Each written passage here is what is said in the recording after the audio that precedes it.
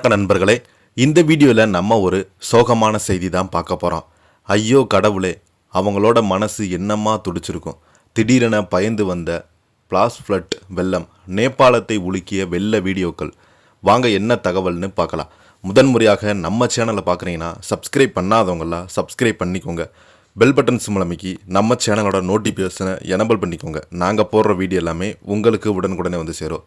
வடக்கு நேபாளத்தின் ரசுவா பகுதியில் ஏற்பட்ட திடீர் பிளாக் ஃப்ளட் எனப்படும் ஆக்ரோஷமான வெள்ளப்பெருக்கு பெரும் பேரழிவை ஏற்படுத்தியுள்ளது.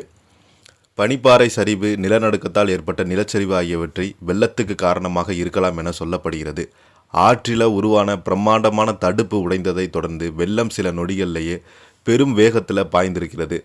ரசுவா பகுதியில் உள்ள ஃபோட்டோஹோசி நதியின் துணை நதி பகுதியில் திடீரென வெள்ளப்பெருக்கு ஏற்பட்டதாக தகவல்கள் தெரிவிக்கிறாங்க. பனிப்பாறைகள் ஏற்பட்ட சரிவு மற்றும் நிலச்சரிவு காரணமாக ஆற்றின் போக்கில் தடை உருவாகி பின்பு அது உடைந்ததாக சொல்லப்படுகிறது. இதனால் பெருமளவில் தண்ணீர் ஒரே நேரத்தில் வெளியேறி ஆற்றங்கரை பகுதிகளில் அடித்து சென்றிருக்கிறது.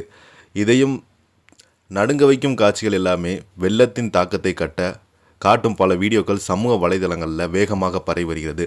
சுற்றுலா தலத்தில் தங்கியிருந்த பயணிகள் ஆபத்தை உணர்ந்து ஹோட்டல்களை விட்டு வெளியேற முயன்ற நிலையில் ராட்சச அலை போல் வந்த வெள்ளம் கட்டிடங்கள் மற்றும் பொருட்களை அடித்து சென்ற காட்சிகள் அதில் பதிவாகியுள்ளது.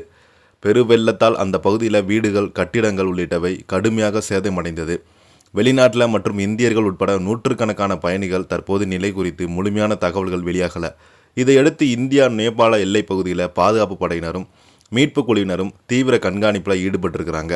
பாதிக்கப்பட்ட பகுதியில் மீட்பு மற்றும் நிலைமை மதிப்பிடும் பணிகள் குறித்து தொடர்ந்து தகவல்கள் எதிர்பார்க்கப்படுகிறது. அந்த பகுதியில் இப்போ பார்த்தீங்கன்னா வீடியோ காட்சிகள் வெளியாகி அனைவருமே பதற வைத்துள்ளது.